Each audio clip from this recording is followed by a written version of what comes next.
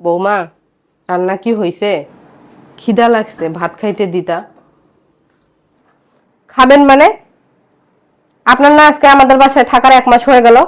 আজকে তো আপনার ছোট ছেলের বাসায় থাকা শুরু আজকে থেকে। আর তাছাড়া আমি তো আজকে আমার ভাইয়ের বাড়ি যাচ্ছি, এজন্য আমি রান্না বান্নাও করি নাই। আপনি তাড়াতাড়ি ব্যাগ গোছায় আপনার ছোট ছেলের বাড়ি চলে যান। ও, 1 মাস হয়ে গেছে, আমার মনেই ছিল না। আচ্ছা ঠিক আছে বৌমা, আমি তাহলে যাচ্ছি ছোট বউয়ের বাড়ি।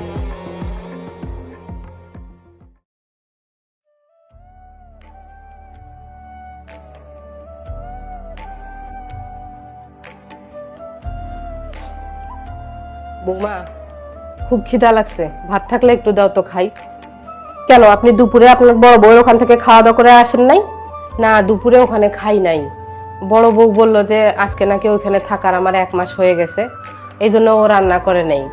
আর ও যাচ্ছে ওর ভাইয়ের বাড়ি, এই জন্য খাই নাই। এখন হয়ে গেছে সন্ধ্যা, আমাদেরও তো খাওয়া দাওয়া শেষ। আপনার জন্য তো আমি রান্না করি নাই। এক কাজ করেন, মুড়ি আছে, একটু মুড়ি খান।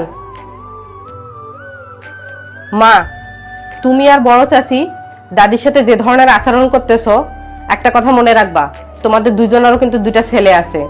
তোমাদের শেষ বয়সে যখন তোমাদের ছেলের বউ তোমাদের সাথে এই ধরনের আচরণ করবে, তখন তোমাদের কেমন লাগবে একটু চিন্তা করে দেখিও। হ্যাঁ মা, তুই ঠিকই বলছিস। আম্মা, আপনি এক কাজ করেন, আপনি হাত মুখ ধুয়ে আসেন, তরকারি তো রান্না করাই আছে, আমি তাড়াতাড়ি আপনার জন্য শুধু ভাতটা রান্না করে দিই।